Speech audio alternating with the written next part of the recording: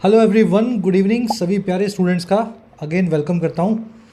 देखिए, आज सोमवार के जो एडिटोरियल्स हैं द हिंदू के, दोनों ही लिखे गए हैं महाराष्ट्र और झारखंड के इलेक्शंस पे।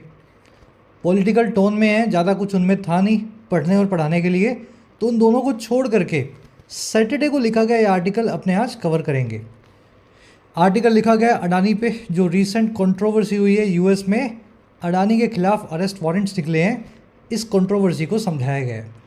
शुरू करते हैं आर्टिकल को अपने क्विज़ के साथ में। बड़ा आसान है पढ़ने में आर्टिकल, इसलिए आज का क्विज़ मैंने थोड़ा सा अच्छे लेवल का बनाया है। क्लास का ऑब्जेक्टिव है आपको बेसिक लेवल से ग्रामर, कॉम्प्रिहेंशन और वोकैब तीनों कवर करवाना।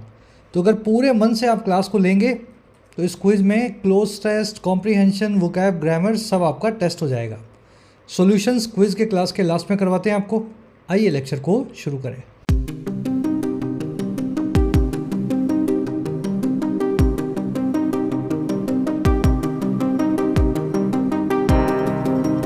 कह रहा है जी शील्डिंग अडानी। देखिए, शील्ड आपने सुना होगा। शील्ड का मतलब होता है सुरक्षा या सुरक्षा कवच, और शील्ड एक वर्ब भी है जिसकी आईएनजी फॉर्म लगाई गई है, किसी को सुरक्षा देना कवच लगा करके। कह रहा है जी अडानी को भी ऐसी ही सुरक्षा मिल रही है, कवच सा अडानी के ऊपर भारत सरकार का लगा हुआ है। कहीं कोई भी अरेस्ट वारंट निकले, कोई कितने भी एलिगेशंस लगाए, सरकार हमेशा अडानी को शील्ड करती है, बचाती है। कह रहा है जी US action should occasion domestic probe into allegations. कह रहे यूएस के एक्शन को, अमेरिका में अडानी के ऊपर लगे हुए जो कार्रवाई हुई है, जो एक्शन हुआ है, कह रहा है उसको ओकेजन कर देना चाहिए। अब ये ओकेजन करना क्या होता है भाई? देखो, ओकेजन एक नाउन है। नाउन फॉर्म में ओकेजन का मतलब होता है मौका, है ना। जैसे आपके घर में कोई ओकेजन है तो यानी कोई एक मोमेंट है, कोई स्पेशल कोई बात है, कोई, है ना, वार त्यौहार है जिसको आप ओकेजन बोलते हैं। और वर्ब फॉर्म में ओकेजन का मतलब होता है किसी चीज़ के लिए मौका देना, किसी चीज़ के लिए गुंजाइश बनाना। कह रहा है अमेरिका के एक्शन से भी मौका मिल जाना चाहिए या गुंजाइश बन जानी चाहिए कि एक डोमेस्टिक प्रोब ज़रूर हो, एक घर में घरेलू जांच ज़रूर हो इन सारे एलिगेशंस में जो अडानी पे लगे हैं। एलिगेशंस का मतलब होता है आरोप, या ठीक है ना, किसी पे आप लगाते हो जो। थोड़े मुश्किल वर्ड्स हैं लेकिन ये शुरू में ही आ गए सारे, बाद में देखोगे तो आर्टिकल बहुत आसान है। यूएस का एक्शन सब्जेक्ट है, शुड ओकेजन इसकी वर्ब है, ओकेजन नाउन भी है, ओकेजन वर्ब भी है। नाउन फॉर्म में मौका और वर्ब फॉर्म में किसी चीज़ का मौका देना। प्रोब यानी जांच, डोमेस्टिक यानी घर में होने वाली या घरेलू, जो बाहर हो वो इंटरनेशनल हो गई, जो घर में हो रही है डोमेस्टिक हो गई। एलिगेशंस या आरोप आप इसको बोलते हैं हिंदी में, इसको ब्लेम भी बोल सकते हैं, जो किसी पे लगाए जाते हैं। चलिए जल्दी से आगे बढ़ेंगे, इस आर्टिकल की वोकैब पे नज़र डालते हैं। 4-5 बड़े बड़े मोटे मोटे वर्ड्स शुरू में देख लो ताकि बाद में क्लास आप पढ़ सको बिना डिस्टर्बेंस के। स्ट्रक्चर्ड वे में अपने एग्ज़ाम की प्रिपरेशन के लिए, SSC, banking, UPSC, state PSC की तैयारी के लिए ज़रूर से डाउनलोड करें YT your English tutor app को। कमेंट सेक्शन में लिंक दिया गया है, आपकी अपनी ऐप है। ऐप पे आप मेरी गाइडेंस के अंदर अपने एग्ज़ाम का पूरा इंग्लिश का सिलेबस कवर कर सकते हैं। आपको ऐप पे मिलेगा राइटिंग का कोर्स, बहुत अफोर्डेबल कोर्स है। इस प्रीमियम कोर्स में आप इंग्लिश में लिखना सीख सकते हैं लगभग 60 घंटों में, किसी भी एग्ज़ाम के लिए। 50,000 से ज़्यादा बच्चे इस कोर्स में एनरोल हो चुके हैं, लिखना सीख चुके हैं। You can take benefit of the writing course as well. इसी तरीके से आपको यूपीएससी का कोर्स मिलेगा जिसमें यूपीएससी, सीएससी और स्टेट पीएससी का सारा सिलेबस आपको इंग्लिश का कवर करवाते हैं। सी सेट से लेकर के RC, answer writing, precis writing, essay writing, everything is covered in this course. You can take benefit of the mission UPSC course as well. SSC और बैंकिंग के कोर्सेज भी अवेलेबल हैं, जिसमें सारा सिलेबस एसएससी बैंकिंग का आपको हर variety of question के साथ में कवर करवाया जाता है। ऐप का लिंक कमेंट सेक्शन में है, कोई भी क्वेरी हो इस नंबर पे व्हाट्सएप करके आप टीम से बात कर सकते हैं। थोड़ा मैं जूम इन कर दूं इसको। पहला वर्ड है कॉन्टिनेंस, बोल के देखो इसको, स्पेलिंग देखो इसकी, कॉन्टिनेंस। देखिए, कॉन्टिनेंस का मतलब होता है किसी चीज़ का अप्रूवल देना, किसी चीज़ के लिए हाँ बोल देना, किसी चीज़ के लिए सैंक्शन देना। ये वर्ड बना है नाउन से, कॉन्टिनेंस नाम के, और कॉन्टिनेंस नाउन का मतलब होता है फेशियल फीचर्स। देखो अगर आपसे कोई, आपने कभी किसी से कुछ पूछा और सामने वाले ने आपको, आपने बोला यार मैं आपकी गाड़ी ले जाऊं, तो उसने आपको जवाब नहीं दिया, बस फेस से ऐसे इशारा कर दिया, हाँ ले जा। वो एक इशारा होता है ना फेस वाला, थोड़ा सा आपने आंख ऊपर करके बोल दिया हाँ ले जाओ। तो वो जो फेशियल फीचर होता है, जो आंख ऊपर करके आप हल्का सा इशारा करते हैं, नाउन फॉर्म में कॉन्टिनेंस उसको बोलते हैं। और वर्ब फॉर्म में उस इशारे का मतलब हुआ किसी चीज़ के लिए हाँ बोली है, तो कॉन्टिनेंस वर्ब का मतलब है हाँ बोलना। बिल्कुल वैसे समझा रहा हूँ जैसे अंग्रेज़ों ने इस वर्ड को बनाया है ना। Her father want continence her marrying a foreigner. उसके पिताजी कभी भी हाँ नहीं बोलेंगे, वो आंख उठा करके वो वाला इशारा नहीं करेंगे या कॉन्टिनेंस नहीं करेंगे उसके एक फॉरेनर को शादी करने को, मैरी करने को, एक, ठीक है ना, फिरंगी से, फॉरेनर से। तो ये वर्ड आप आर्टिकल में देखेंगे, बहुत दिनों बाद आया है। अप्रूव, सपोर्ट, एडवोकेट सभी इसके सिनोनिम्स हैं। नेक्स्ट वर्ड देखते हैं, ये आपके लिए नया है, इम्परवियस। देखिए हर वो चीज़ इम्परवियस है जो अपने में से किसी को गुजरने ना दे, या फिर किसी चीज़ से अपने आप को अफेक्ट ना होने दे। थोड़ा सा कॉम्प्लिकेटेड वर्ड है ये, मैं 2 सेंटेंसेस बनाता हूँ, उससे आपके दिमाग में बैठेगा। If something is impervious to water, water can not go through it. अगर कोई चीज़ वाटर के सामने इम्परवियस है तो वाटर उससे गुजर नहीं सकता, वाटर का उस पर असर नहीं पड़ेगा। जैसे कोई प्लास्टिक की थैली है ना, उस पर पानी कितना मर्जी डाल लो बाहर तो आएगा नहीं, तो वो इम्परवियस टू वाटर है। और मान लीजिए अगर कोई आदमी इम्परवियस है क्रिटिसिज्म के लिए, आलोचना के लिए, तो वो ऐसा आदमी है, ढीठ आदमी, जिस पे किसी की आलोचना का फ़र्क नहीं पड़ता। उसको आप कुछ भी बोल लो, वो करेगा मेरे को क्या लेना है ना, आप बोलो जो बोलना है। तो इस तरीके से इम्परवियस वर्ड के 2 मीनिंग्स होते हैं, या तो आप किसी चीज़ से गुजरने ना दो खुद को, या फिर आप किसी चीज़ को अपने ऊपर ना लो। बड़ा कॉम्प्लिकेटेड वर्ड है, आसान भाषा में समझाया आपको।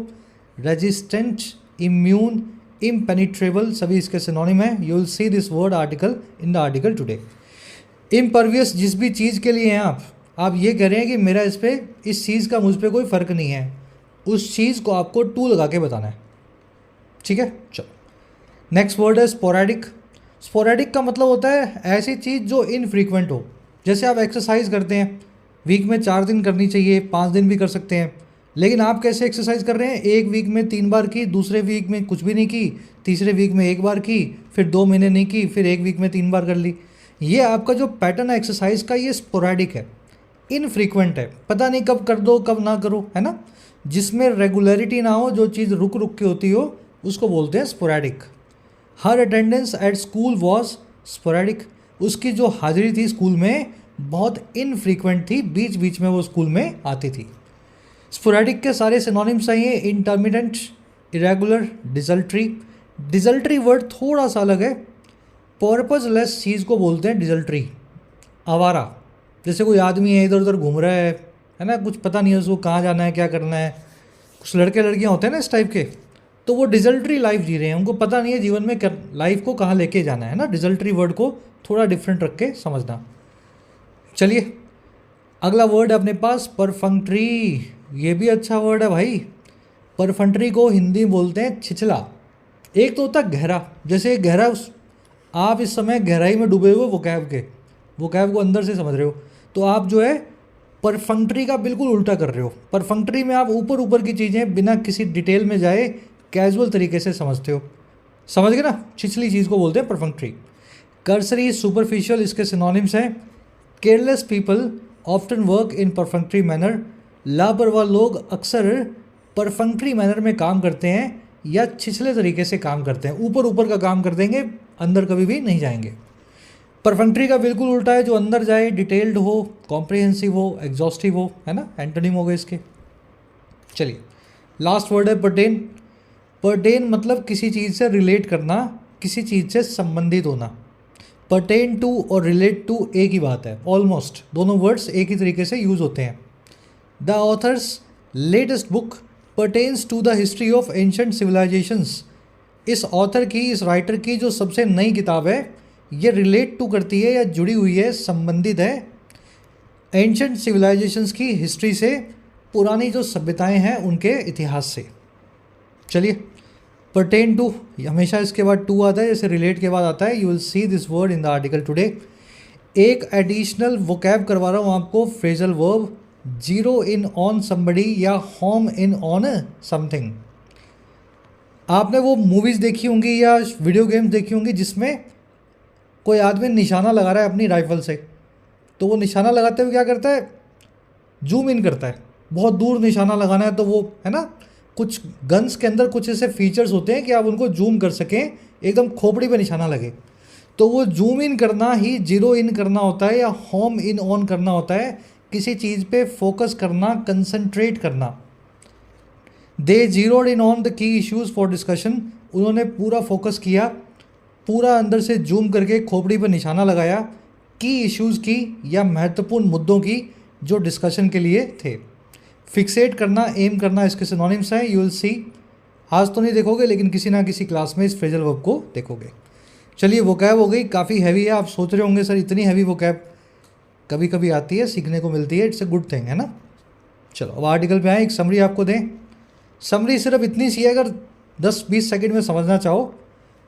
अडानी के ऊपर बहुत सारे आरोप लगते आए हैं 2 सालों से कि ये रिश्वत भी देते हैं, ब्राइबरी करते हैं, है ना, अपनी शेयर खुद खरीद लेते हैं, अपने शेयर बेच देते हैं चोरी छुपे। लेकिन बावजूद इसके इन पे कोई भी ढंग की सीरियस वाली जांच भारत सरकार की तरफ से नहीं हुई। लेकिन हमारा आर्टिकल कह रहा है कि इस बार जो एक्यूजिशंस लगे हैं, जब अरेस्ट वारंट निकल गया अडानी के नाम के, अब अगर जांच भारत सरकार नहीं करवाए ना, तो ये एक तो शेमफुल बात है, शर्मनाक बात है, और दूसरा सरकार ये मैसेज देगी कि हमारा अडानी से कोई कनेक्शन है, इसीलिए हम अडानी को शील्ड करते हैं, बचाते हैं और इसकी जांच हम नहीं करने देंगे।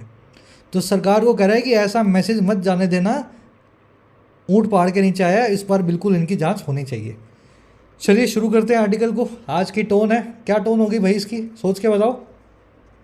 एक्यूजेटरी, एक्यूजिशन लगा रहा है, सरकार पे आरोप लगाए जा रहे हैं, तो एक्यूजेटरी टोन में लिखा हुआ आर्टिकल है। जहाँ पे आरोप लगेंगे वहाँ मैं आपको फिर से टोन एक बार कंफर्म करूँगा। अभी शुरू करते हैं आर्टिकल को, ठीक है। कह रहा है जी, it will be a matter of everlasting shame if there is no domestic investigation by Indian agencies into allegations by the US Department of Justice. कह रहा है जी, ये मैटर होगा, मामला होगा शेम का, शर्म का। और शर्म कैसी, एवर लास्टिंग, ऐसी चीज़ जो हमेशा चलती रहेगी, जिसको भुलाया ना जा सके, एवर लास्ट करे, जो लास्ट करे या टिकाऊ रहे लंबे वक्त तक। कह रहा है जी, ये मामला हो जाएगा सालों साल की शेम का या शर्म का, ये शर्मनाक बात का, अगर कोई डोमेस्टिक या घरेलू इन्वेस्टिगेशन ना हो, जांच ना हो भारत की एजेंसियों के द्वारा, सीबीआई, ईडी जैसे सरकारी संस्थाओं के द्वारा, into allegations by the US Department of justice, उन एलिगेशंस में, उन आरोपों में जो अमेरिका के डिपार्टमेंट ऑफ जस्टिस ने लगाए हैं। अच्छा, क्या आरोप है भाई? That billionaire businessman Gautam Adani and his associates offered bribes, कि ये जो अरबोंपति बिजनेसमैन है, बिलियनर बिजनेसमैन है गौतम अडानी, और उनके जो एसोसिएट्स हैं, उनके जो भाई भतीजे हैं, उनसे जुड़े हुए लोग हैं, उन्होंने दिया था, ऑफ़र किया था ब्राइब्स को, यानी रिश्वतों को, और किनको? To officials in more than one state, सरकारी अधिकारियों को, ऑफिशियल्स को भारत की एक स्टेट से ज़्यादा स्टेट्स में, तो 2, 3, 4, 5 कई राज्यों में जाकर के रिश्वत दे करके आए हैं। चलिए, इट की वर्ब है will be, it will be a matter of shame, शर्म की बात होगी। अच्छा, डोमेस्टिक इन्वेस्टिगेशन की वर्ब है is, if there is no domestic investigation, close there से शुरू हुआ है, इसलिए हेल्पिंग वर्ब को या मेन वर्ब समझ लो, सब्जेक्ट से पहले रखी गई है। हेयर और देयर जब भी शुरू में आ जाए, हेयर और देयर जब भी शुरू में आ जाए तो क्या करता है? सब्जेक्ट से उठा करके वर्ब को पहले रख देता है। तो ये वर्ब पहले है, सब्जेक्ट है बाद में इन्वेस्टिगेशन। एलिगेशन, आरोप, एक्यूजिशन, ब्लेम, है ना। गौतम अडानी एंड एसोसिएट्स, इन सभी की वर्ब है ऑफर्ड। ब्राइब का मतलब होता है रिश्वत। आगे कह रहे हैं जी, federal prosecutors have filed their indictment based on perceived violations of US laws. कह रहा है जो फेडरल प्रोसिक्यूटर्स हैं, अब ये कौन लोग हैं भाई? फेडरल मतलब संघीय, अमेरिका की केंद्र सरकार के, फेडरेशन है ना अमेरिका, फेडरेशन ऑफ स्टेट्स है, तो वहाँ की जो केंद्र सरकार है, सेंट्रल गवर्नमेंट है। प्रोसिक्यूटर का मतलब होता है हमेशा सरकारी वकील, लीगल लैंग्वेज में प्रोसिक्यूटर, आसान भाषा में सरकारी वकील। कह रहा है जी अमेरिका की केंद्र सरकार के सरकारी वकीलों ने जो अडानी को केस चला के कोर्ट तक लेके गए हैं, कह रहा है उन्होंने फाइल कर दिया है अपने इंडाइटमेंट को, अपने आरोपों को। इंडाइटमेंट का मतलब है एक अदालत में ऑफिशियल तरीके से, फॉर्मल तरीके से लगाए गए आरोप। कह रहा है जी और ये इंडाइटमेंट कैसी है, ये है बेस्ड ऑन, आधारित उन वायलेशंस पे, उन उल्लंघनों पे, उन ब्रीचेस पे जो परसीव्ड हैं, जो हमें फील हो रहे हैं। अभी वो प्रूव होंगे बाद में, आज से 2-3-5 साल बाद। अभी लग रहा है कि अडानी ने कुछ गलत काम अमेरिका में या भारत में किए हैं। कह रहा है जी और ये वायलेशंस हैं अमेरिका के कुछ कानूनों के। कह रहा है जी वो कौन से कानून, that prohibit corrupt transactions with foreign entities. ये वो अमेरिका के कानून हैं जो रोकते हैं, प्रोहिबिट करते हैं गंदी हरकतों को, करप्ट ट्रांजैक्शंस को या भ्रष्टाचार को फॉरेन एंटिटीज़ के साथ। तो सरकारी वकीलों ने अमेरिका के क्या कहा कि अडानी हमसे पैसा लेके गया, अमेरिका के लोगों से हमसे कर्ज उठाया, और फिर वो कर्ज उठा के भारत में गया और किसी स्टेट में किसी चीफ मिनिस्टर को, चीफ सेक्रेटरी को, किसी नेता को ऐसा पैसा जो है बांटने लगा। तो 2000 करोड़ रुपए इन्होंने अमेरिकन लोगों से कर्जा लेके भारत के नेताओं को बांट दिया। तो ऐसा इन्होंने एक वायलेशन इन पे लगाया है। आसान भाषा में समझा रहा हूँ वायलेशन क्या था। प्रोसिक्यूटर्स की वर्ब है फाइल्ड, इंडाइटमेंट का मतलब होता है आरोप, परसीव्ड यानी जो समझा जा रहा हो, फील किया जा रहा हो। अभी आपको फील हो रहा है, प्रूव तो बाद में होगा, है ना। It is a perceived violation. That की वर्ब है प्रोहिबिट, दैट आया है अमेरिका के लॉज के लिए। आगे कह रहा है जी India will have to order its own probe in terms of domestic anti corruption law. कह रहा है भारत की बात करें तो भारत को इस काम को करना पड़ेगा फ्यूचर में। Will have to, has to, have to तो बताते हैं क्या करना पड़ेगा, और विल बता रहा है फ्यूचर। तो भारत को फ्यूचर टेंस लगा के करना पड़ेगा इस काम को, और काम है ऑर्डर करना अपनी खुद की एक जांच, इन्वेस्टिगेशन या प्रोब, जो इस रूप में होगी, इस टर्म्स में होगी, और किस रूप में, डोमेस्टिक एंटी करप्शन लॉ के। हमारे देश में भी जो एंटी करप्शन लॉ है भ्रष्टाचार को रोकने के। कह रहा है जी so far especially following revelations by Hindenburg research, a US based short seller, the Modi regime has shown a marked reluctance. कह रहा है अगर अभी तक देखें, खास करके फॉलोइंग या बाद में उन रेवल्यूशंस के, उन खुलासों के, रेवल्यूशन होते हैं खुलासे, जो हिंडनबर्ग रिसर्च नाम की कंपनी ने दिए हैं, जो अमेरिका में आधारित, अमेरिका में बसा हुआ एक शॉर्ट सेलर है। शॉर्ट सेलर एक ऐसा आदमी होता है जो कंपनियों के स्टॉक्स बेच देता है। उसको ये आशा होती है कि कंपनी का कुछ गलत न्यूज़ आएगी और बाद में मैं इस पर जो है मुनाफा कमा लूँगा। ज़्यादा अंदर नहीं घुसेंगे। तो कह रहा है जी सो फार, जो कि एक हिंडनबर्ग से ऐसे खुलासे आए, कह रहा है उनके बाद में मोदी जो रिजीम है, मोदी की जो गवर्नमेंट है, सरकार है, उसने दिखाया है एक नज़रअंदाज ना किए जाने वाली मार्क्ड मतलब जिस पे मार्क लगा हुआ है, निशान लगा हुआ है, साफ साफ दिख रही है आपको, एक अनिच्छा को, रिलक्टेंस को या हेजिटेशन को। और ये संकोच, अनिच्छा थी to countenance the idea of any wrongdoing by the Adani group. Countenance करने के लिए, हामी भरने के लिए, इस विचार के लिए, आइडिया या ख्याल के लिए, जो कोई भी बदमाशी का है, रॉन्ग डूइंग का है अडानी ग्रुप के द्वारा। तो कितने भी आरोप लगे हैं, अभी तक मोदी गवर्नमेंट क्या करती है, बहुत झिझक रही है इस बात को हाँ बोलने में कि हाँ अडानी ने कुछ गलत किया होगा। मोदी गवर्नमेंट यानी मोदी रिजीम यानी सरकार, वर्ब है इसकी हैज़ शोन, इन्होंने दिखाया है। रिलक्टेंस यानी किसी चीज़ को लेके आपकी अनिच्छा या आपकी, है ना, हेजिटेशन। कॉन्टिनेंस मैंने आपको बताया था, अप्रूवल, किसी चीज़ के लिए हामी। रॉन्ग डूइंग का मतलब होता है गलत काम या बदमाशी। भाई काम रॉन्ग आपने डू किया, बदमाशी की। कह रहा है the BJP has been putting up a stout defence of group. कह रहे बीजेपी जो है पुटअप कर रही है। पुटअप का मतलब होता है सामने रखना, किसी के सामने किसी चीज़ को रखना, है ना। तो बीजेपी गवर्नमेंट जो है अभी तक सामने रखती आई है, पुटअप कर रही है एक बहुत ही स्टाउट, बहुत ही मजबूत, ड्यूरेबल डिफेंस को या बीच बचाव को अडानी ग्रुप के। और कैसे दिखा रही है भाई अपना डिफेंस, एज दो, जैसे कि its political interest are inseparable from mister Adani's corporate interest. जैसे कि बीजेपी के सियासी या पॉलिटिकल इंटरेस्ट जो हैं, जो रुचियां हैं, वो इनसेपरेबल हैं, अभिन्न हिस्सा हैं मिस्टर अडानी के बिजनेस इंटरेस्ट का या कॉरपोरेट इंटरेस्ट का। तो अडानी से ही बीजेपी चलती है, ऐसा बीजेपी है ना, जाने अनजाने बीजेपी ऐसा इशारा दे रही है। चलिए, बीजेपी की वो has been putting up, PPC का इस्तेमाल किया गया, प्रेजेंट परफेक्ट कंटिन्यूस टेंस। तो बीजेपी अभी तक इस काम को करती आ रही है, पुटअप करना, किसी चीज़ को रखना, सबके सामने रखना। स्टाउट यानी मजबूत, डिफेंस यानी बीच बचाव। पॉलिटिकल इंटरेस्ट वर्ब है are. Karachi, the union government has so far remained impervious to entreaties from the opposition for a joint parliamentary committee probe. कह रहे अगर यूनियन गवर्नमेंट की बात करें, बीजेपी सरकार की बात हो रही है, कह रहे अगर बीजेपी गवर्नमेंट की बात करें तो अभी तक वो रिमेंड या रही है, बनी रही है बहुत ही इम्परवियस। इम्परवियस याद है ना, किसी चीज़ को, किसी चीज़ का आपके ऊपर असर ना हो, जैसे प्लास्टिक पे पानी का असर नहीं होता है ना। तो बीजेपी की सरकार भी जो है वो अभी तक बनी रही है बेअसर, यानी असर होने नहीं दे रही अपने ऊपर, अनअफेक्टेड बनी हुई है उन सारी एंट्रीटीज़ के सामने, सारी रिक्वेस्ट के सामने। एंट्रीटी मतलब अपील जो आई है ऑपोजिशन से, विपक्ष से, और ये सारी एंट्रीटीज़ थी एक जॉइंट पार्लियामेंट्री कमेटी की प्रोब के, जेपीसी जांच के इन सारे एलिगेशंस में। जेपीसी में क्या होता है, जो पार्टी सरकार बना के बैठी है और जो विपक्ष में बैठी है, उनके लोग मिल करके एक कमेटी बना के जांच करते हैं, जिससे ज़्यादा थोड़ी सी निष्पक्ष जांच होती है। तो बीजेपी गवर्नमेंट जो है अभी तक ऑपोजिशन की इन मांगों को बिल्कुल भी सुनने को तैयार नहीं है।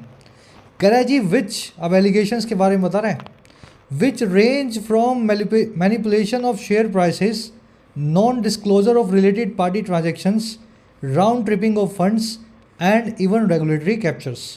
कह रहे ये सारे एलिगेशंस हैं जो रेंज फ्रॉम करते हैं, उनकी रेंज यहाँ से लेके यहाँ तक है। अब रेंज बताएगा आपको। पहला है जी मैनिपुलेशन करना शेयर प्राइसेस का, बाज़ार में अपने शेयर के प्राइस से छेड़छाड़ करना, अपने हिसाब से ऊपर ले जाना, नीचे ले जाना, मैनिपुलेशन। दूसरा नॉन डिस्क्लोजर, यानी डिस्क्लोज ना करना, छुपा के रखना रिलेटेड पार्टी ट्रांजेक्शन्स को। रिलेटेड पार्टी ट्रांजेक्शन्स मतलब घर में ही शेयरों की जो है खरीद फरोख्त हो रही है, बीवी ने खरीद लिए, बच्चे ने बेच दिए, ये सब काम आप नहीं कर सकते हो अपनी कंपनी में। अगर करते हो तो पहले आपको बताना होगा सारे शेयर होल्डर्स को और सेबी को। तो ऐसा लगता है कि अडानी जी भी ये सब काम कर चुके हैं, शेयरों को खरीदते बेचते रहते हैं अपने घर में ही, ताकि शेयर जो है मैनिपुलेट हो सकें। ठीक है, तो ये भी इन पर आरोप है। तीसरा है राउंड ट्रिपिंग करना फंड्स की। राउंड ट्रिपिंग मतलब पहले पैसा मॉरिशस गया, फिर पनामा गया, फिर हवाई गया, फिर सिंगापुर गया, फिर दुबई गया, फिर इंडिया में आ गया, और आता हुआ लग रहा है जैसे कहीं बाहर से आया बाहर से नहीं है, घर का ही पैसा है। तो ये होती है राउंड ट्रिप करना, घुमा फिरा के पैसों को, समझ गए ना।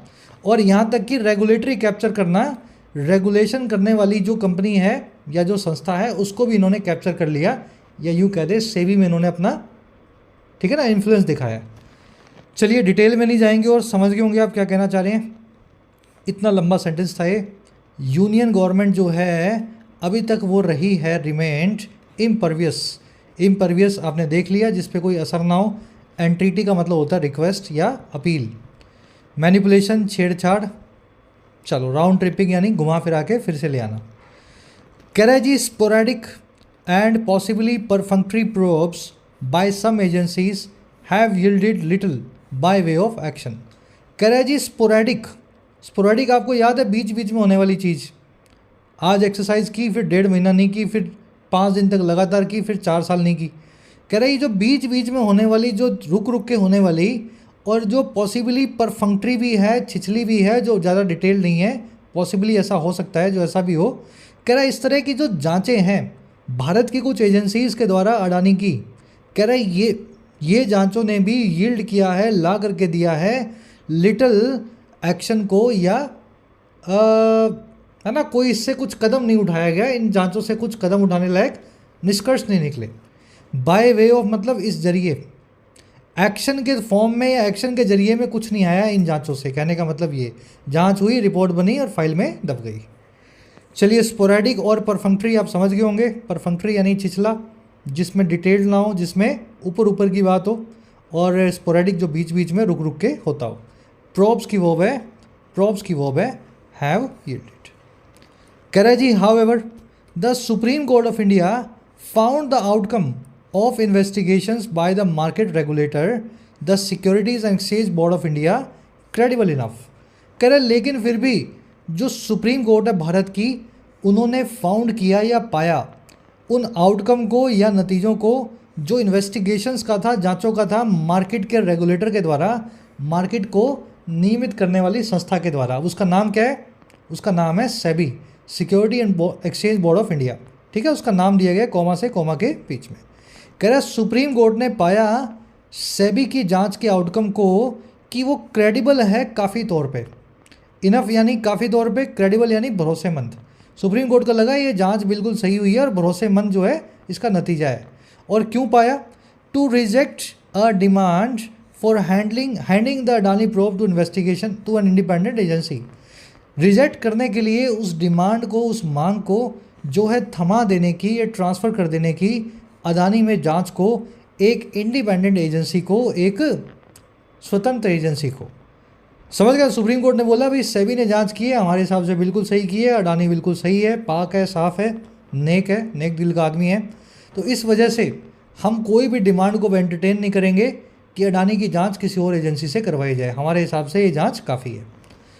चलिए, सुप्रीम कोर्ट के ऊपर कमेंट कर रहे हैं. सुप्रीम कोर्ट ऑफ इंडिया, वो है इसकी फाउंड. क्रेडिबल का मतलब होता है भरोसेमंद, ट्रस्टवर्दी या बिलीवेबल. चलिए अब नेक्स्ट पैराग्राफ पे आते हैं. कह रहा है जी, several state governments, most notably Andhra Pradesh, have now been named in the overseas indictment pertaining to the supply of solar power. कह रहा है जी बहुत सारी स्टेट गवर्नमेंट्स हैं. कह रहा है जिनमें सबसे नोटेबल है आंध्र प्रदेश की सरकार, स्टेट गवर्नमेंट. कह रहा है इनको नाम दे दिया गया है या इनका नाम ले लिया गया है. Have been named, passive voice लगा करके इनका नाम ले लिया गया है.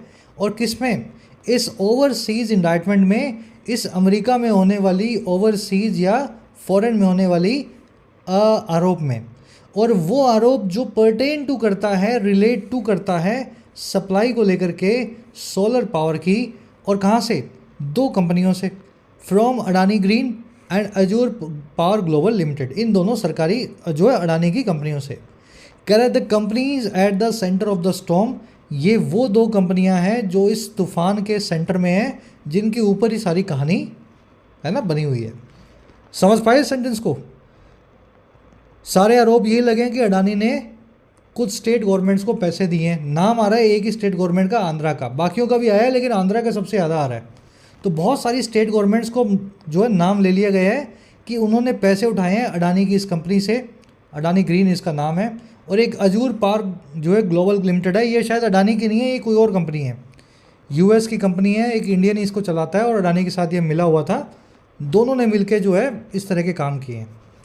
चलिए, स्टेट गवर्नमेंट सब्जेक्ट है. हैव बिन नेम्ड इनकी वर्ब है. ओवरसीज़ यानी जो 7 समंदर पार हो, फॉरेन हो. पर्टेन टू, रिलेट टू, आपको याद है किसी चीज़ से संबंधित होना. और कुछ देखने वाला इसमें है नहीं, है ना. कह रहा the alleged amount offered as bribes amounted to ₹2029 crore या 265 मिलियन. जो आरोप लगाई गई अमाउंट है, जो ऑफ़र भी की गई थी एक ब्राइब के तौर पे या रिश्वत के तौर पे, वो अमाउंट टू करती है, वो बराबर टू होती है. अमाउंट टू होना या इक्वल टू होना एक ही बात है. 2029 करोड़ रुपयों के या 265 मिलियन डॉलर्स के. कह रहे जी of which 1750 crore was meant for a foreign official in Andhra Pradesh, जिसमें से 1750 करोड़ मेंट फॉर था. मेंट फॉर होना यानी किसी चीज़ के लिए आप इंटेंटेड हैं, किसी चीज़ पे आप एम कर रहे हैं. अगर ये खाना है, ये मेंट फॉर यू है, तो ये खाना आपके लिए है, आपके लिए बनाया गया, आप इसको खाओगे. तो ये 1750 करोड़ जो थे ये मेंट फॉर थे या बने हुए थे या दिए गए थे एक फॉरेन ऑफिशियल के लिए आंध्र प्रदेश में. अब ये कौन फॉरेन ऑफिशियल है हमें नहीं पता.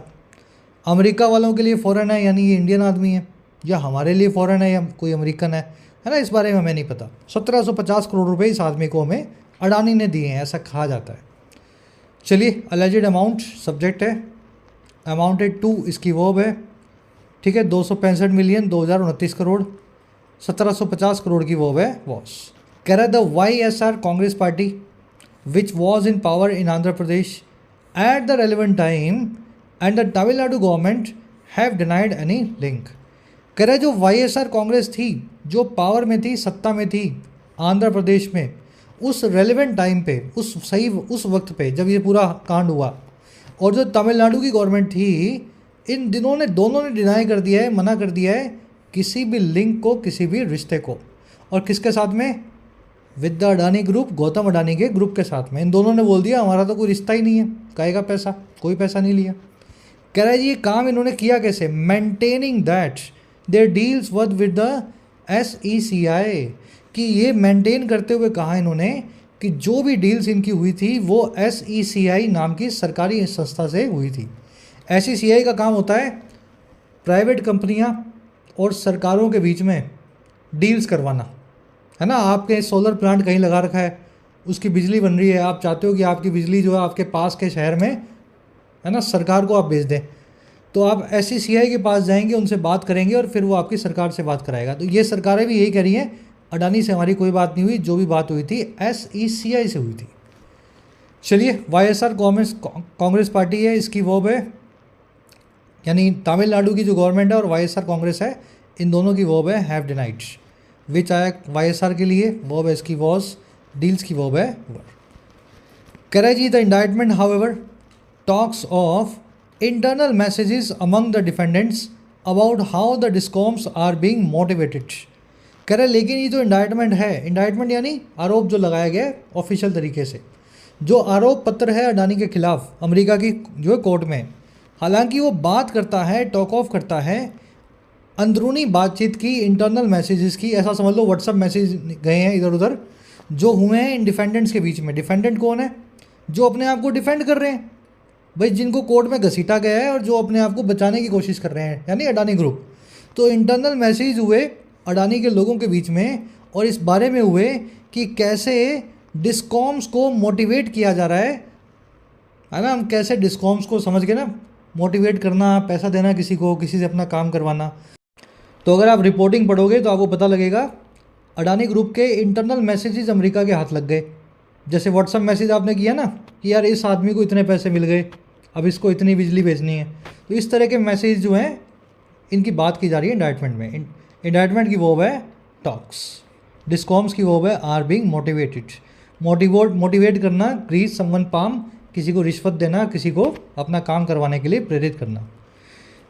चलिए, प्रोसिक्यूटर वो थे जो आप पे केस चला रहे हैं, डिफेंडेंट वो हैं जो अपने आप को बचा रहे हैं। ठीक है, दोनों एक दूसरे के उल्टे हैं, प्रोसिक्यूटर एंड डिफेंडेंट। कह रहा है instead of taking pot shots at the non BJP parties that ran the state governments at the relevant time, the centre should shed its reluctance to investigate the Adani group. अब ये sentence जो है इस पूरे article की आत्मा है। कह रहा है जी बजाय, इंस्टेड ऑफ पॉट शॉट्स को टेक करने के, पॉट शॉट का मतलब होता है इजी शॉट्स। सामने चिड़िया बैठी है, आपके हाथ में बंदूक है, एकदम धड़ से आपने चिड़िया को उड़ा दिया, इसको बोलते हैं पॉट शॉट, है ना, इजी शॉट। इसको आप निशाना बोल सकते हैं, क्रिटिसिज्म बोल सकते हैं, आलोचना बोल सकते हैं। कह रहा है जी बजाय आलोचना करने के या तंज कसने के नॉन BJP पार्टियों पे जो इन स्टेट गवर्नमेंट्स को चला रही थी, आंध्रा की और तमिलनाडु की, उन दिनों रेलेवेंट टाइम पे 2018-19 में जब ये कांड हुआ था, कह रहे इस गलत काम के बजाय जो सेंटर है, जो केंद्र सरकार है, उसको शेड करना चाहिए, त्याग देना चाहिए अपनी अनिच्छा या रिलक्टेंस को, हेजिटेशन को, और क्यों, जो है इन्वेस्टिगेट करने की अडानी ग्रुप को। तो अब क्या कर रही है सेंट्रल गवर्नमेंट? उन नॉन BJP गवर्नमेंट के ऊपर जो है तंज कस रही है कि देखो आपके ऊपर आरोप लगा है, जिसने पैसा दिया है पहले उसके ऊपर इन्वेस्टिगेशन चलाओ, फिर दूसरी गवर्नमेंट्स को आप जो है पॉट शॉट उन पे आप ले सकते हो। समझ गए? सेंटर की वर्ब है शुड शेड, शेड करना यानी त्याग देना। जैसे पेड़ से पत्ता गिरता है तो वो शेड कर देता है ना, शेडिंग होती है, पेड़ से पत्ते गिरने लगते हैं। वैसे ही सेंटर को भी अपनी रिलक्टेंस या अनिच्छा को, हेजिटेशन को त्याग देना चाहिए। चलिए, हेजिटेशन समझते हैं ना, संकोच। कह रहा है the fortunes of mister Adani counted as one of the world's richest may now see a steep spiral. कह रहा है जो फॉर्चून्स हैं, जो नसीब है, फॉर्चून का मतलब नसीब होता है, अच्छा नसीब होता है ना, खुश नसीबी, वेल्थ, प्रोस्पेरिटी। कह रहा है जो वेल्थ, प्रोस्पेरिटी और खुश नसीबी है मिस्टर अडानी की, और ये वो मिस्टर अडानी हैं जो गिने जाते हैं दुनिया के सबसे रिचेस्ट लोगों में, सबसे अमीर लोगों में से एक। कह रहा है अब वो देख पाएंगे या हो सकता है वो देखें एक बहुत ही स्टीप स्पाइरल को। स्पाइरल का मतलब होता है चीज़ों का हाथ से गुजर जाना, निकल जाना, है ना। आपने छोटी सी ऊपर से बर्फ़ की गेंद फेंकी पहाड़ से, नीचे आई तो बर्फ़ की चट्टान बन गई। और स्टीप का मतलब होता है बहुत ही 90 डिग्री एंगल पे, है ना, एकदम ऊपर की तरफ या एकदम नीचे की तरफ। कह रहे जब ये फॉर्चून्स हैं मिस्टर अडानी के, हो सकता है ये भी एक स्टीप स्पाइरल को देखें, या यूँ कहना चाह रहा है कि एकदम अचानक से गिर जाएं, है ना। ऊपर की तरफ जाओ या नीचे की तरफ जाओ, स्टीप वे में आप जो है बहुत तेज़ी से जाते हो। कह रहा है जी ऐसा क्यों? कह रहा है वो इसलिए as not only have shares of his companies crashed, but also countries that have entered investments from his conglomerate may turn their backs on him. कह रहा है वो इसलिए ना केवल कंपनी के शेयर क्रैश कर चुके हैं, not only have shares of his companies crashed, बल्कि वो देश जिन्होंने एंटर किया था इन्वेस्टमेंट्स में इस कॉन्ग्लोमरेट के साथ, कॉन्ग्लोमरेट यानी बिजनेस ग्रुप, अडानी ग्रुप की बात हो रही है। कह रहा है वो भी टर्न कर सकते हैं अपनी बैक को, वो भी पीठ दिखा सकते हैं अडानी को। तो इनकी कंपनियों के शेयर गिर रहे हैं। बहुत सारी कंट्रीज़ ने बोल दिया, अभी बीच में केन्या ने बोला कि हमें अडानी से एयरपोर्ट नहीं बनवाना। अमेरिका ने बताया हमारे हिसाब से अब अडानी से काम हमें नहीं करवाना चाहिए। तो इस तरीके से, है ना, बहुत सारी कंट्रीज़ अडानी को अपनी पीठ दिखा देंगी, उनसे मुंह मोड़ लेंगी और फॉर्चून्स जो हैं वो स्पाइरल कर सकते हैं। मीनिंग मेरे ख्याल से समझ गए होंगे, कॉम्प्लिकेटेड सेंटेंस था। फॉर्चून्स की वर्ब है मे सी, ठीक है। शेयर सब्जेक्ट है यहाँ पे, और शेयर्स की वर्ब है हैव। शेयर्स की वर्ब है हैव क्रैश्ड। इन्वर्जन किया गया यहाँ पे, कॉन्सेप्ट है ग्रामर का, अभी करवाते हैं आपको। कंट्रीज़ की वर्ब है मे टर्न देयर बैक, दैट आया कंट्रीज़ के लिए, दैट की वर्ब है हैव एंटर्ड। सब्जेक्ट वर्ब का जाला बना हुआ है, देखा करो इसको। जब तक आप समझ नहीं पाओगे ना, फॉर्चून की वर्ब है मे सी, शेयर्स की वर्ब है हैव क्रैश्ड, तब तक सेंटेंस का मीनिंग नहीं निकलेगा। सारे मिला के देखो, है ना। कॉन्ग्लोमरेट का मतलब होता है बिजनेस ग्रुप जिसमें बहुत सारी कंपनियाँ हों। चलिए ग्रामर कॉन्सेप्ट करवा दूँ। ये कितने सेंटेंस रह गए? 2 सेंटेंस रह गए यार, पूरे कर लेते हैं फिर करवाता हूँ ये आपको मैं। कह रहा है however this is not an issue about one tycoon suffering a setback. कह रहा है हालांकि ये एक इशू नहीं है एक टाइकून का। टाइकून होता है बिजनेस मैग्नेट, है ना, कोई बड़ा आदमी जो एकदम अरबोपति खरबोपति बन जाता है, उसको बोलते हैं टाइकून। कह रहा है ये एक टाइकून का इशू नहीं है जो एक सेटबैक को सफ़र कर रहा है या नाकामयाबी को झेल रहा है। और क्यों? ड्यू टू डेवलपमेंट्स, उन डेवलपमेंट्स के ड्यू टू या उन घटनाक्रम की वजह से जो बियॉन्ड द कंट्रोल है, जो कंट्रोल के परे है, ऑफ हिज पॉलिटिकल पैट्रन्स, उसके पॉलिटिकल पैट्रन्स के सियासी आकाओं के। पैट्रन मतलब जो आपके लिए पिता की तरह काम करे, है ना, आपका आका हो जो आपके सर पे हाथ रख दे। तो ऐसा कहते हैं सिर्फ अडानी के सर पे बीजेपी का हाथ है। कह रहा है ये एक केस ऐसा केस नहीं है कि जिसमें एक टाइकून के ऊपर, एक टाइकून को बहुत सेटबैक झेलने पड़ रहे हैं क्योंकि कुछ ऐसी डेवलपमेंट्स हो गई हैं जो उसके सियासी आकाओं के हाथ के परे हैं। ये ऐसा केस नहीं है। कह रहा है it is about how far a government can be seen as shielding an individual. ये केस इस बारे में है कि कितना दूर तक जाकर एक सरकार देखी जा सकती है, कैन बी सीन, शील्ड करती हुई, बचाती हुई एक आदमी को। तो ये बेशर्मी की बात है। ये बात नहीं है कि अडानी के साथ क्या हुआ या क्यों हुआ, होना था जो हो गया। अब बचाने की बात ये है अपनी, है ना, लाज बचाने की बात ये है कि हम ऐसा ना दिखें कहीं कि भारत सरकार अपना पूरा दम लगा रही है अडानी को शील्ड करने में। ये हमें नहीं दिखाना। दिस की वर्ब इज सेटबैक यानी बड़ा झटका, नाकामयाबी, डिबैकल, फेलियर। पैट्रन यानी आका होते हैं आपके, है ना, मास्टर्स। इट की वर्ब इज गवर्नमेंट की वर्ब है can be scene, passive voice में गवर्नमेंट को देखा जा सकता है। शील्ड करना, किसी को सेव करना। चलिए थोड़ा आज मैंने फास्ट प्रोसेस किया, बीच बीच में फास्ट इसलिए प्रोसेस करता हूँ ताकि तेज़ पढ़ना भी तो आए ना आपको। जब आर्टिकल आसान हो तो उसको तेज़ भी पढ़ना आना चाहिए। अब जल्दी से इस ग्रामर कॉन्सेप्ट को समझ लो। नॉट ओनली के बाद में इन्वर्जन क्यों हुआ है? देखो अंग्रेजी में ये 5, 6, 7, 8 जो है ना नेगेटिव एडवर्ब्स हैं, hardly, barely, scarcely, rarely, seldom, never, nowhere, in या under no circumstances, no sooner, not only. इनकी समस्या ये है, सेंटेंस के बीच में आए तो ठीक है, लेकिन अगर क्लोज के या सेंटेंस की शुरुआत में आ जाए तब ये इन्वर्जन कर देती हैं। और इन्वर्जन का मतलब होता है हेल्पिंग वर्ब सब्जेक्ट से पहले और मेन वर्ब सब्जेक्ट के बाहर। एक बार जो मैंने बोला इसको रिपीट कर लेना लास्ट 1 मिनट में, बस इतना सा ही कॉन्सेप्ट है। प्रैक्टिकली आपको समझा देता हूँ। People rarely appreciate good music. People rarely ही अच्छे म्यूज़िक को अप्रिशिएट करते हैं। रेयरली मतलब ना के बराबर, है ना, 1000 में से एक आदमी, या कभी कभी। रेयरली मतलब बहुत कम। ये सेंटेंस बिल्कुल ठीक है, लेकिन अगर आपके दिमाग में कुछ खुरापात आ जाए और आप बोलो सर मैं इसको रेयरली को शुरू में ले आता हूँ, सेंटेंस ऐसे भी बना सकते हैं, तो मैं ऐसे बनाऊँगा, rarely people appreciate good music. Sentence ये बिल्कुल सही है, लेकिन इस केस में आपको इन्वर्जन करना पड़ेगा। रेयरली जैसे ही शुरू में आएगा, नेगेटिव एडवर्ब जैसे ही शुरू में आएगी, हेल्पिंग वर्ब को उठा के सब्जेक्ट से पहले लाएगी।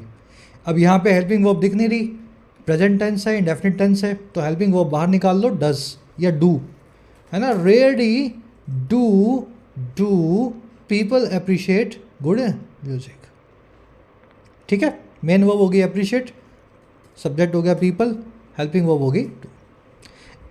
आई in no way want to be associated with this person. In no way यानी किसी भी तरीके से, मैं किसी भी तरीके से नहीं चाहता हूँ एसोसिएटेड होना, जुड़ना इस आदमी से। मैं इस आदमी से कोई वास्ता नहीं रखना चाहता हूँ। तो इन नो वे बीच में आ रहा है, कोई दिक्कत नहीं है, सेंटेंस सही है। लेकिन खुरापात अगर आपके दिमाग में आए, अगर आपको इन नो वे को शुरू में रखना हो, जो कि आप रख भी सकते हैं, एडवर्ब को शुरू में ला सकते हैं, तो उस केस में आपको हेल्पिंग वर्ब को उठा के सब्जेक्ट से पहले लाना होगा। वर्ब क्या है यहाँ पे, वांट, इंडेफिनिट टेंस है, हेल्पिंग वर्ब बाहर निकलेगी, डू। ठीक है, in no way do I want to be associated with this person. ठीक है, वॉन्टेड लिखा होता तो आप यहाँ पे डिड लिख सकते थे, डिड आई वॉन्ट, डिड लिखते तो फिर ये वॉन्ट हो जाता। वॉन्टेड लिखा होता तो डिड बाहर निकलता, लेकिन डिड बाहर निकलते ही वॉन्टेड का वॉन्ट हो जाता, पता है ना आपको ये। तो no way did I want to be associated with this person. चलिए इनका स्क्रीनशॉट ले लो, बड़ी आसान है ये, ग्रामर सीरीज़ में आपको करवाई भी गई है। 19 नंबर चैप्टर आप निकालोगे ग्रामर सीरीज़ का, सभी ये नेगेटिव एडवर्ब्स आपको मिलेंगी।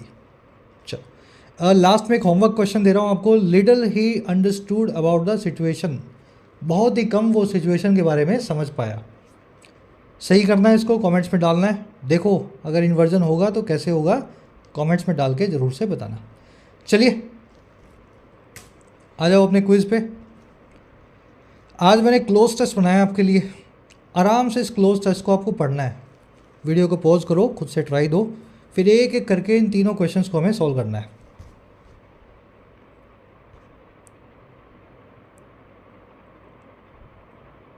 चलो मैं ऐसा मान के चल रहा हूँ आपने क्लोज टेस्ट पढ़ लिया है ना। The Modi regime has shown a marked reluctance to dash any investigation into the allegations against the Adani group. Modi regime ने दिखाया है एक बहुत ही अनिच्छा को, मार्क्ड रिलक्टेंस को या संकोच को, इस काम को करने की, किसी भी इन्वेस्टिगेशन को उन एलिगेशंस में जो अडानी ग्रुप के सामने लगे हैं। तो इन्वेस्टिगेशन को आप क्या करोगे, इंडाइट करोगे, डिनाई करोगे, कॉन्टिनेंस करोगे या टॉलरेट करोगे। टॉलरेट करना यानी सहना, कॉन्टिनेंस करना यानी हामी भरना, डिनाई करना यानी मना करना, इंडाइट करना यानी आरोप लगाना। मोदी गवर्नमेंट जो है हेजिटेशन दिखा रही है हामी भरने में इन्वेस्टिगेशन को लेके, डिनाई करने में नहीं, कॉन्टिनेंस करने में। ठीक है, तो फर्स्ट में आपका आंसर बन जाएगा बी। चलो सेकंड में आ जाओ। The government remains dash to criticism and opposition demands for a JPC. सरकार बनी हुई है डैश क्रिटिसिज्म के सामने और ऑपोजिशन की डिमांड के सामने जो है जीपीसी की। तो सरकार क्या बनी हुई है, वल्नरेबल बनी हुई है, पर्टेनिंग बनी हुई है, एंट्रीटी बनी हुई है, इम्परवियस बनी हुई है। वल्नरेबल यानी मजबूर, पर्टेनिंग यानी संबंधित, रिलेटेड, एंट्रीटी यानी ये तो एक नाउन है, यहाँ तो वर्ब चाहिए, नाउन है, एंट्रीटी यानी रिक्वेस्ट, और इम्परवियस यानी अनअफेक्टेड, किसी चीज़ के सामने रेजिस्टेंट। तो सरकार जो है रेजिस्टेंट बनी हुई है क्रिटिसिज्म के सामने, अपने ऊपर कोई क्रिटिसिज्म नहीं ले रही या उसका असर नहीं ले रही। तो सेकंड में आ जाएगा डी। और वैसे भी इम्परवियस के बाद में टू आता है, तो टू आपको थोड़ा सा हिंट भी दे रहा है। कह रहा है जी investigation so far appear dash yielding little action. अभी तक की जो भी जांच है वो दिखाई देती है कि वो डैश टाइप की है, कोई भी एक्शन वो यील्ड नहीं कर रही। जब कोई चीज़ कोई एक्शन यील्ड नहीं करती तो वो कैसी होती है? स्पोरेडिक होती है, परसीव्ड होती है, परफंक्टरी होती है, थोरो होती है। देखिए थोरो का मतलब होता है डिटेल्ड। अगर डिटेल्ड होती तो फिर एक्शन आता, लिटिल एक्शन नहीं आता। समझ पा रहे हो ना? असरदार डिटेल्ड इन्वेस्टिगेशन में तो एक्शन निकलता है, तो थोरो तो आंसर नहीं बन सकता। परसीव्ड यानी जिसको आप फील कर पा रहे हो। स्पोरेडिक यानी बीच बीच में रुक रुक के। और क्या हो रहा है? परफंक्टरी का मतलब है छिछली, जो अंदर ना घुसी हो, ऊपर ऊपर की हो। तो जो सतही या छिछली इन्वेस्टिगेशन है, जो इन्वेस्टिगेशन है वो सतही दिखाई दे रही है और कोई एक्शन नहीं दे रही। स्पोरेडिक नहीं दिख सकती वो, है ना, वो सतही दिख सकती है परफंक्टरी। तो थर्ड में आ जाएगा सी। बहुत मुश्किल नहीं बनाया। क्लोज टेस्ट कैसा लगा आज का? क्या इसको कंटिन्यू करें? कमेंट्स में बताना, है ना। कभी क्लोज टेस्ट कर लेंगे, कभी अपने PQRS कर लेंगे, या किसी और वैरायटी का क्वेश्चन कर सकते हैं। बताना ये आज का नया इनिशिएटिव कैसा लगा। चलो कॉम्प्रिहेंशन का क्वेश्चन है। कह रहा है जी आर्टिकल क्यों क्रिटिसाइज़ करता है मोदी सरकार के रिस्पांस को अडानी के एलिगेशंस में? ऐसा क्या गुनाह कर दिया मोदी सरकार ने? क्या रिस्पांस है उनका जो गलत है अडानी के केस को लेकर के? बस यही गलती है मोदी सरकार की। पढ़ लेना एक बार चारों ऑप्शंस। गलती यही है, सरकार अपनी अनिच्छा को दिखा रही है अडानी पे जो है जांच चलाने की बावजूद। अडानी पे बाद एक के बाद एक आरोप लग रहे हैं उसके बावजूद। ठीक है, तो it has shown reluctance to investigate Adani group. चलो वोकैब के क्वेश्चंस आ गए, बहुत इजी हैं, खुद से ट्राई देना है। होम इन ऑन पर्टेन के साथ क्या लगाओगे? विद, टू या ऑन लगाओगे। सही प्रेपोजिशन को चूज़ करना है। और एक ऐसी चीज़ जिसका कोई डेफिनेट प्लान ना हो, जो पर्पसलेस हो, जो आवारा की तरह भटक रही हो, ऐसी चीज़ को वन वर्ड में क्या बोलेंगे? स्पोरेटिक, डिजल्ट्री या स्पायरल। तीनों क्वेश्चंस आपको अच्छे से करवाए थे, खुद से ट्राई दो। फर्स्ट कमेंट में आंसर डाल दिया है वीडियो के नीचे, वहाँ से चेक कर लेना। 2 एरर्स हैं लास्ट में। पहली एरर है नो वेयर की वजह से, दूसरी है फर्स्ट कंडीशनर की वजह से। ये कॉन्सेप्ट मैं आज नहीं करवा रहा हूँ आपको, परसों की क्लास में या कल की क्लास में आएगा। ऑलरेडी आपको आता ही है, आज डिटेल में नहीं हो रहा। ठीक है, तो इफ़ की वजह से, फर्स्ट कंडीशनर की वजह से जो एरर है वो देख लेना खुद से। और ये एक एरर आपको यहाँ मिलेगी नो वेयर की वजह से, नेगेटिव एडवर्ब की वजह से। अगेन आंसर्स इन चारों पांचों क्वेश्चंस के फर्स्ट कमेंट में डाल दिए गए हैं, वहाँ से चेक करें। आउट ऑफ 9 कितने मार्क्स मिले ज़रूर से बताना। क्लास कैसी लगी आज की? फीडबैक अपना ज़रूर दिया करो। जो बच्चे पूरी देखते हो PD लिख दिया करो, सर पूरा देखा। और हाँ, ऐप को ज़रूर डाउनलोड कर लें। कमेंट सेक्शन में ऐप का लिंक दिया गया है। जो भी कोर्स आपकी नीड है, अफोर्डेबल प्राइस में आप अपने एग्ज़ाम को प्रिपेयर कर सकते हैं, SSC, बैंकिंग, UPSC या स्टेट PSC एग्ज़ाम को। ये टीम का नंबर है, इस पर व्हाट्सएप करके आप टीम से बात भी कर सकते हैं अगर आपकी कुछ क्वेरीज हो।